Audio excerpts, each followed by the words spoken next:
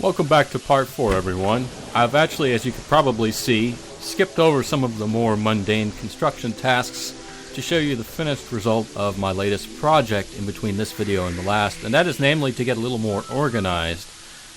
I felt that the NPCs wandering around right near these entrances and exits, however you want to view them, was a little risky, and they just kind of got in the way. And so what I've done is I've actually moved them to the upper levels of my headquarters here, just so that they're sort of out of the way. Of course, the guide is not really playing ball, he just spawned down here, but I have built these second and third levels to the base, and so there's room to expand now, so the NPCs have a place to live.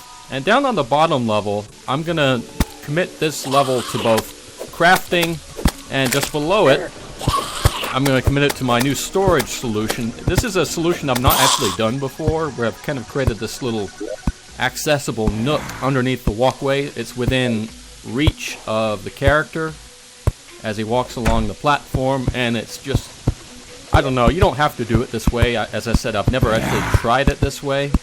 I just thought it'd be a neat little thing to do, and so this is how I'm going to go about it in this tutorial video.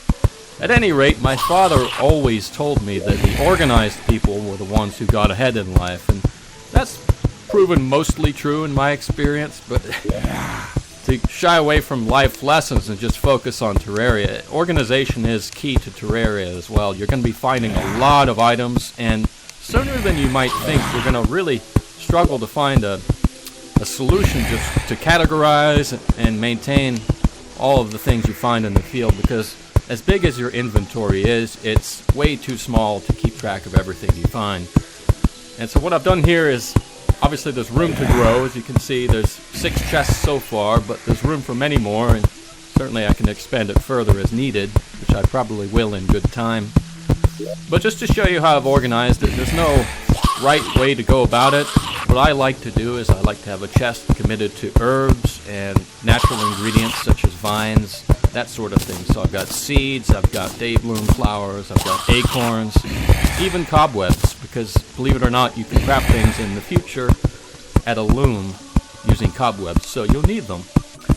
In this chest I've got potions and then empty bottles for making potions, so it's sort of the alchemy chest. In this one, I've just gotten started with a gems chest. There are obviously many more gems in the world than sapphires, but I like to keep my gems in their own chest just for easy access. And then over here on the right side, I have sort of world finds, mechanisms and furniture. So things like pressure plates and dart traps, as you find them in the field, I like to collect those as well, just in case I ever want to implement them in any designs. And then extra furniture I've either found or built and then have no current use for, I store just for future use.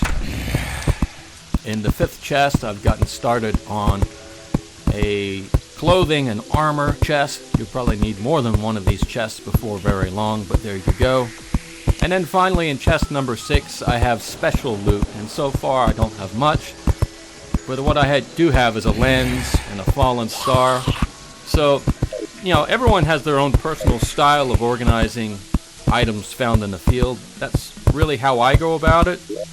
The one chest I probably will end up placing on this level I'm walking along right now will probably be an ore chest, and I'll keep that right next to the furnace and to the anvil, just because ores are what you use when you craft armor and weapons, obviously, and I like to have those close at hand, sort of like a little blacksmith station, and so that's the one exception, as I said, to the storage solution below. But I thought this would be a good demonstration of one of the many solutions you as the player can implement to deal both with the ever-increasing number of NPCs and also with your need to organize and store all the loot you have in the field. Just to go back to that for a second, I've decided to keep in my inventory for the moment things I intend to sell once I get 50 silver and the merchant arrives. None of these things here I have any intent on using, and so I'm just keeping them here for now with the full anticipation of selling them to the merchant once he arrives. And so that's that. Also the ore and the metal bars I'm keeping in the inventory for now, because I'm sure I'll come across more ore soon in my adventuring, and so there's no real need at this early stage to put them in an ore chest. And then this here, the wooden walls, the wooden platform, Yeah, you can deal with those as you will. I could certainly put those in the furniture chest down here if I wanted. I'll do that just now as a demonstration. But since we're taking stock of where I store everything, I'd like to talk about the quick access bar here. And this may look a little different depending on which version of the game you're using. I always like to have my primary weapon located probably on the first slot, at least early on, and then have an axe and a pickaxe right after it. I do like to have a rope somewhere in the quick bar, at least during earlier adventuring, before you have other means of flying up and down.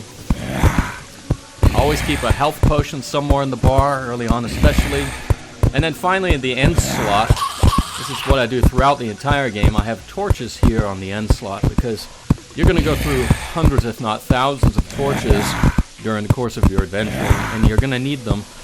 And, you know, even if you use whatever hotkey you have available to place a torch, what I like to do is keep them on the hotbar just so I see how many I have left, so that I'm not surprised and suddenly get transitioned to glow sticks.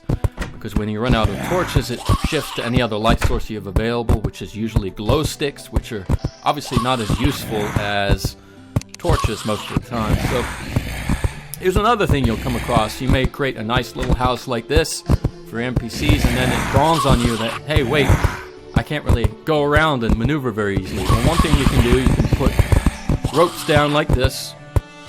And this isn't totally necessary. I like to do this just to give my character some options for maneuverability, just in case, I don't know, whatever the reason may call for. If you want to go up and around your building, you can do so. And so that's what I've done here. So the ropes come in handy in many different ways. Keep in mind this game is very flexible with how you design your base. And this is just an example of how weak you are early on. There's not enough knockback on this weapon to really keep this crowd at bay, so I'm going to run away. Anyway, that's it for now. I'm going to continue on with more adventuring in the next video, so stay tuned, and thanks as always for watching.